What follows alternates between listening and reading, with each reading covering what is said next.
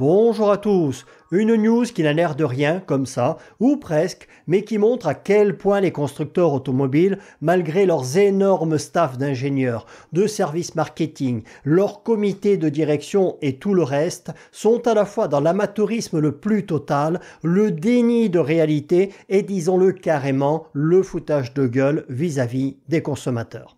Mais tout d'abord, je voudrais vous remercier pour votre soutien massif dans les commentaires qui prouve qu'on soit d'accord ou pas sur les sujets, peu importe, on s'en fout, que sur la chaîne, il y a 80% de gens bien, 10 à 15% d'indécis et 5 à 10% qui ne valent pas la balle pour les tuer ou la corde pour les pendre.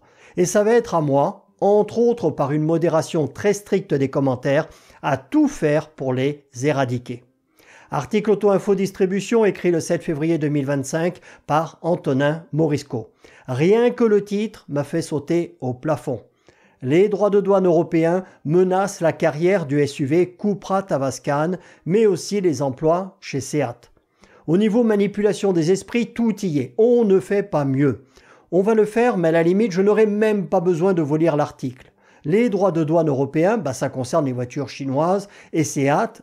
À ce qu'il me semble, c'est une marque espagnole.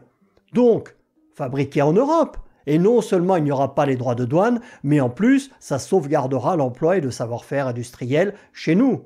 Alors je vois venir ceux qui vont me dire, à ce moment-là, elle sera vendue plus cher. Attendez, 50 à 60 000 euros pour ça? En électrique en plus? D'accord? C'est le double de ce que ça vaut.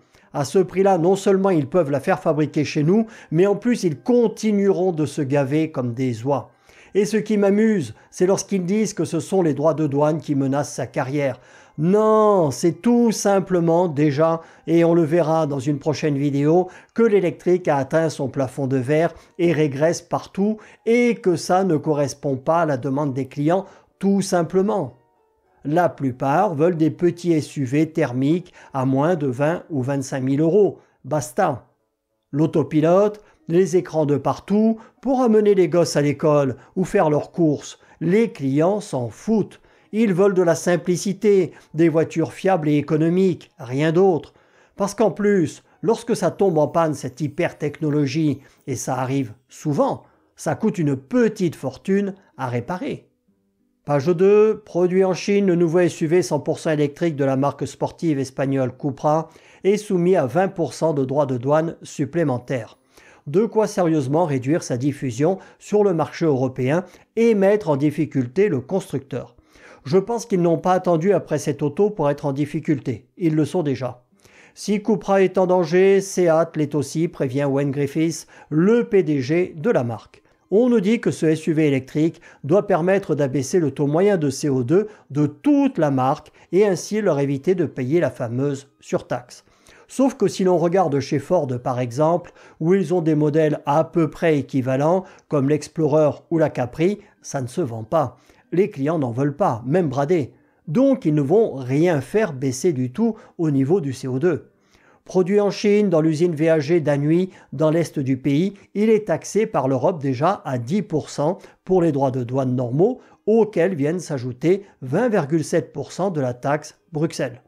Et c'est normal, prenons exemple sur Donald Trump et taxons lourdement tout ce qui n'est pas produit chez nous.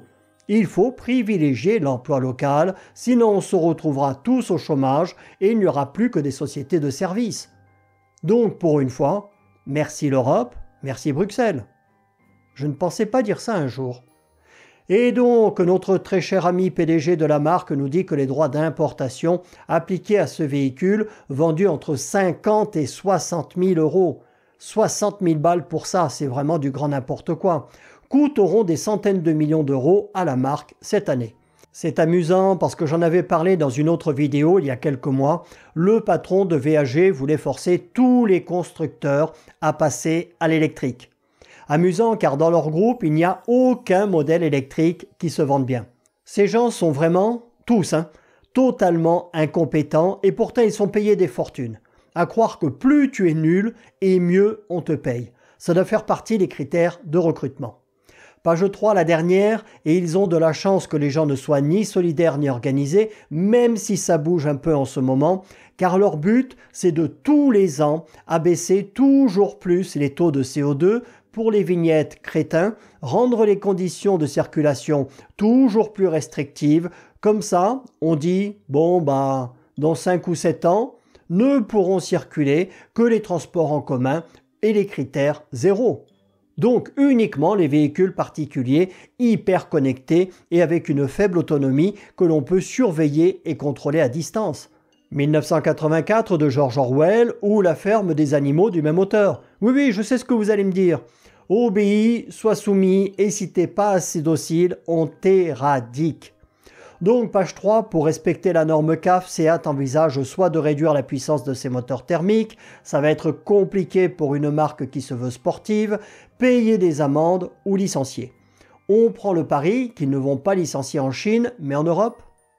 D'après l'agence Reuters, le cas du couple Tavascan est régulièrement évoqué dans les réunions rassemblant des hauts cadres, surpayés et totalement incompétents de Seat, VAG et de l'Union européenne. Ce dossier comporte aussi un volet politique depuis l'interpellation de von der Leyen par Pedro Sánchez, le Premier ministre espagnol. Ce dernier l'exhortant à trouver une solution, faute de quoi 1500 personnes pourraient être licenciées. Oui, ils en sont déjà à environ 30 000, je crois, chez Volkswagen, 1500 de plus ou de moins, bon, ça ne se verra pas trop. La carrière commerciale, quelle carrière ? Ça ne se vendra pas, ça ne correspond ni aux demandes ni aux attentes des consommateurs. Donc la carrière commerciale du Cupra Tavascan est aussi en suspens. Wayne Griffiths envisage de retirer le véhicule de la gamme européenne de la marque car il n'apporte pas la rentabilité attendue à son constructeur et on nous répète qu'ils en ont pourtant besoin, nanani, nananer, pour abaisser leur taux moyen de CO2.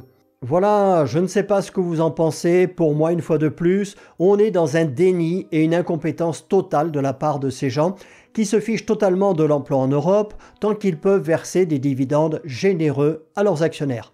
Je pense, et pas que chez eux, qu'on est dans le pire du pire, oui, le pire du pire, de ce dont l'être humain est capable dans le cadre de l'exploitation de l'homme par l'homme, du manque d'anticipation ou de prise des bonnes décisions.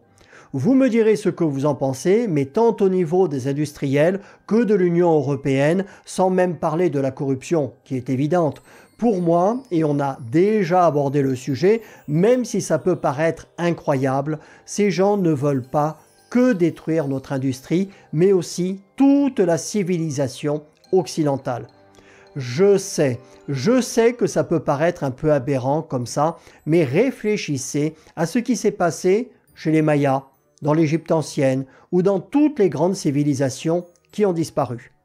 Ça a toujours commencé par une décadence sociale et sociétale à laquelle a succédé la pénurie d'emploi, puis la famine.